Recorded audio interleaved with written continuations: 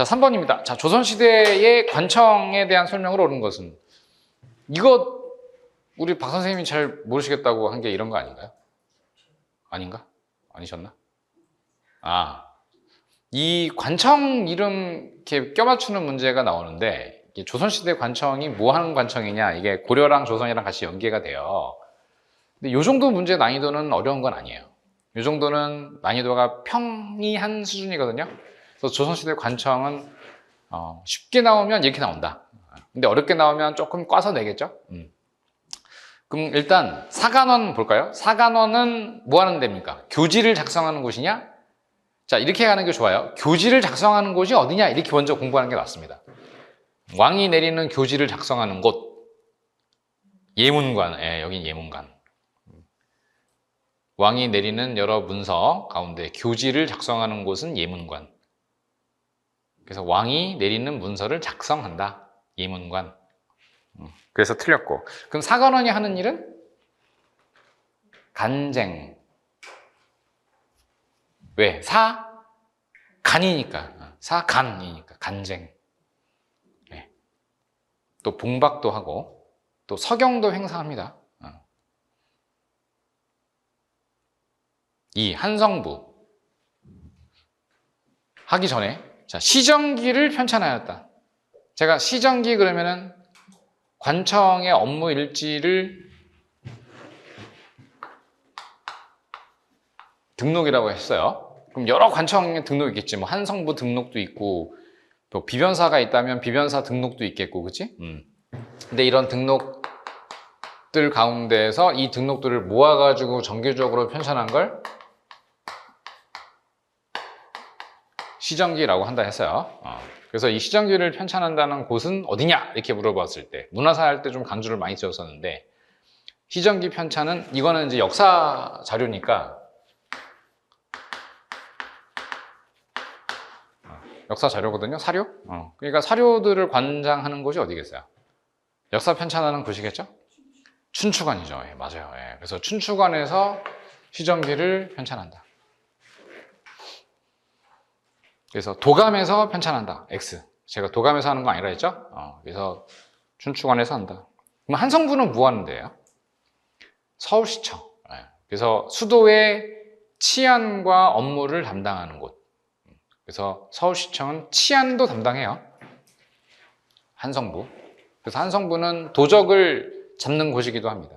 요즘 말로 하면 경찰 업무도 있어요. 고개 출제 가능성이 있습니다. 이걸 내면 많이 틀릴 거예요. 한성부는 수도 치안을 담당한다. OX? O. 근데 왠지 서울시청이 치안을 담당할 것 같지는 않은데 이제 이런 식으로 헷갈리기 시작할 거예요. 이제 그다음 시험장 가면.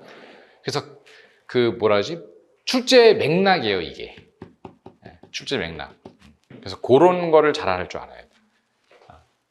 한성부는 치안 담당, O. 수도의 업무를 담당한다 이렇게 써 있는데 치안도 담당해요. 그럼 재판을 할까요, 안 할까요? 재판을 한다, 안 한다 이게 나올 수 있거든요. 재판합니다. 한성부 재판도 합니다. 그래서 만약에 지방직은 그런 걸 건드려요, 그런 걸. 그러니까 사람들이 놓치는 부분들이 있는데 우리가 삼법사와 삼사 두 개를 만약에 공부한다 그러면은 뭐 당연히 저 같아도 조선시대의 삼사가 뭔지를 아는 게 더 중요해요 해서 삼사를 낼 거예요. 근데 지방직은 삼사를 안 내요.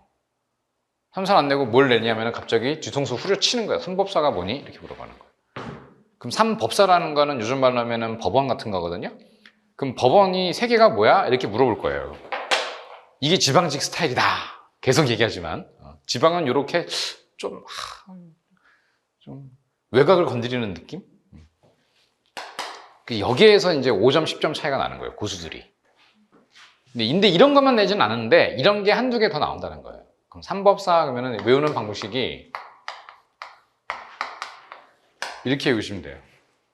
흐흐흐흐흐 이렇게 흐흐흐 크크크가 아니라 흐흐흐 삼법사 나오면 여러분들이 나왔네? 크크크크 이렇게 생각하는데 그럼 흐흐흐흐 나왔네요? 그럼 히읗으로 시작하는 관청을 다 찾으면 되거든요. 그럼 뭐가 있겠어요? 일단 재판 담당하는 곳이 어디일 것 같아? 히읗이 지금 공부한 것처럼 한 성분은 당연히 들어가는 거고. 어서 오십시오. 네, 한 성분 들어오고 그 다음 또 뭐 있을까요?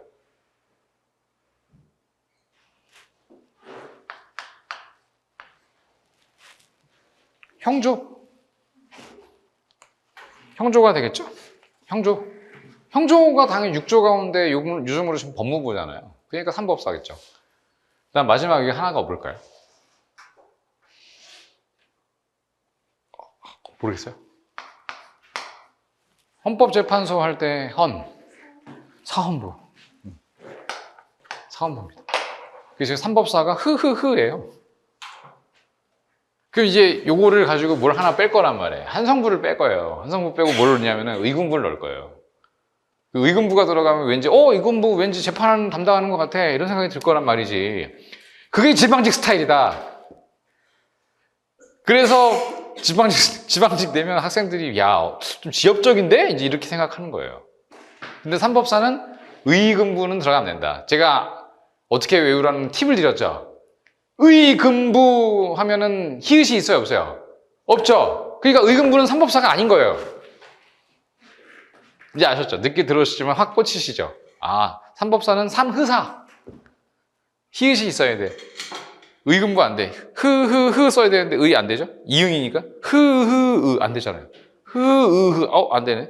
으흐 안 되죠? 그러니까 의금부는 안 돼. 한성부 얘기를 좀 한성부를 가지고 낼 수 있는 틀게 내는 방법 이렇게. 제가 출제위원이면 그렇게 될 거다. 3번 춘추관. 여기 외교문서를 작성하는가? 아니죠? 외교문서를 작성하는 곳은 어디예요? 승문원. 이게 잘 안 외워지는데 이 승문이라는 말 자체가 답장이란 뜻이에요. 이게 승문이라는 말이 이거예요. 이거 답장. 왜 이게 답장이냐면 요게 글을 보내왔거든요. 이 편지가 온 거예요. 근데 이거를 어떻게 한 거냐면 승자가 그냥 이을 승자거든요. 이을 승자니까 문서를 받았어. 그럼 릴레이 하는 거예요. 릴레이. 그럼 받았죠? 그럼 답장 쓰기. 그래서 이걸 승문이라고 해요. 승문은 그래서 뭐라 한다? 외교문서라고 한다. 외교문서. 외교문서 담당하는 곳이 승문이에요. 여기까지 괜찮습니까? 문제 없죠? 네. 승정원 정답이죠? 왕명출납을 담당하는 곳이다. 그러면 승정원 가지고 낼 수 있는 지방직 스타일을 조금 알려드리면 승정원은 외교문서 왕명출납 담당한다. 이제 이렇게 나올 수 있거든요. 근데 이거를 가지고 책임자가 누구냐 가지고 이제 막 낼 거예요. 책임자가 누구냐? 사관원 책임자는 누굽니까? 사관원의 수장.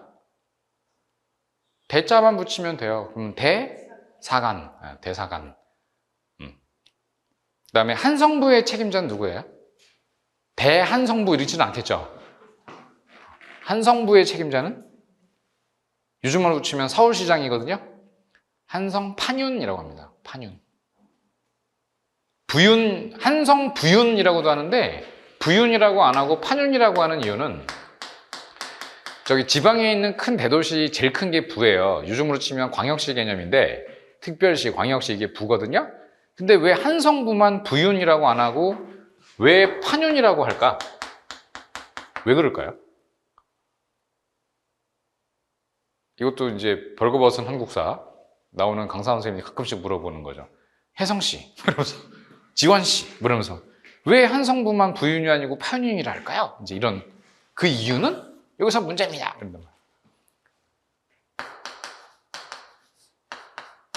판사급이기 때문이에요. 다른 지방관과는 달리 한성판윤은 수도의 책임자라는 의미가 있어서 한성판윤은 판사급, 요즘 말하면 장관급에 준하는 대우를 하기 때문이에요. 그래서 한성부 책임자는 부윤이라고 안 하고 뭐라 한다? 한성부 판윤이라고 부르는 겁니다. 알겠죠? 네, 이런 거. 그 다음에 세 번째,